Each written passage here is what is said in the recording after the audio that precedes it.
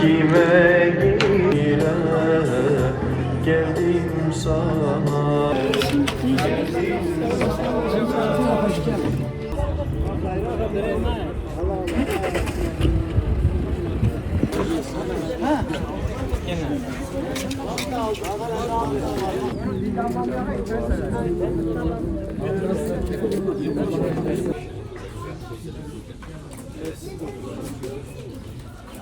Yetişmeleri durumunda Büyükşehir Belediye Başkanımız Sami Er Beyefendi'nin konuşmaları ve tensipleriyle Sayın Valim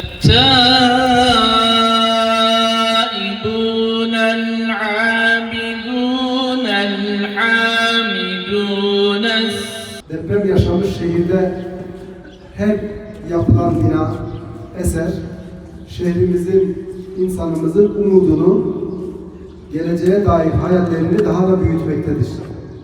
Hele de bu bir mabet olunca, bütün toplum kesimlerine hitap eden bir ibadethane olunca bu umut, bu sevinç daha da katlanır. Bugün de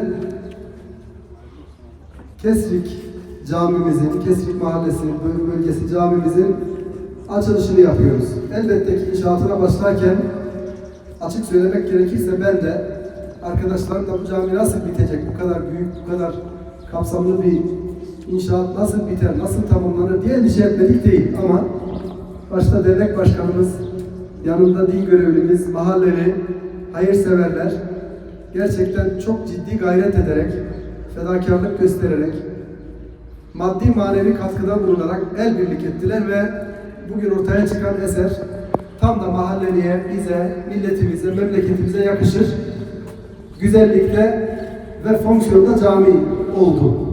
Bu vesileyle başta dernek başkanımıza, mahalle sakinlerimize, dostlarımıza, yardım eden tüm kardeşlerimize her daim duacıyız.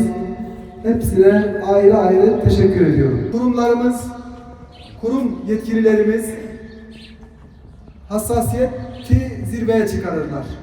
Dernek başkanımız, örnek veriyorum, valiliğe gittiğinde Sayın Valimiz, ekibi, vali yardımcılarımız heyecanla ona nasıl destek oluruz diye şüphesiz gayret etmişlerdir. Belediyeye gidince belediye yetkilileri, başkanı ve diğer çalışanları, müftülüğe gelince müftülük, biz gerçekten camiler, Kur'an kursları ve toplumumuzun tüm kesimlerine hitap eden yapılar olduğunda el birlik bu yapıları tamamlamak için çaba sarf ediyoruz.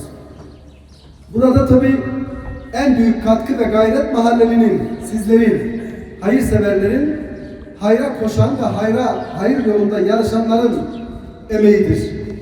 Bu arada elbette ki Türkiye Diyanet Vakfı'nın katkısını, Diyanet İşleri Başkanlığımızın ve müftülüklerimizin katkısını azımsayamayız. Onların da gerçekten çok ciddi katkıları var. Ancak şunu bilmemiz gerekiyor değerli kardeşlerim.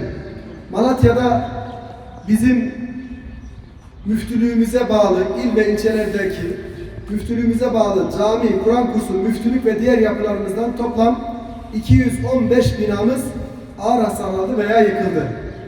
Bunlar az binalar değil. Yani camiler, Kur'an kursları, müftülük binaları ciddi manada hasar gördü.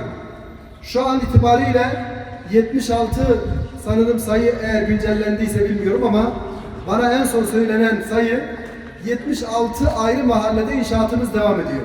Cami inşaatı, müftülük inşaatı, Kur'an kursu inşaatı vesaire. Bugün yoğun programdan dolayı burada olamayan Sayın Valimiz Settar Yavuz'un da sevgi ve muhabbetlerini, saygılarını sizlere iletiyorum. Çok güzel bir cami müştemilatı ile birlikte, Kur'an kursu ile birlikte ve lojman ile birlikte açılıyor inşallah. Burada emeği geçen belediye başkanlarımıza, cami dernek başkanımıza ve tabii il müftümüze çok teşekkür ediyorum. Ve bu güzel eserde hayır sahibi olarak bizzat fiilen, bedenen, manen çalışan herkese teşekkür ediyorum. İnşallah mahallemize çok hayırlı uğurlu olur.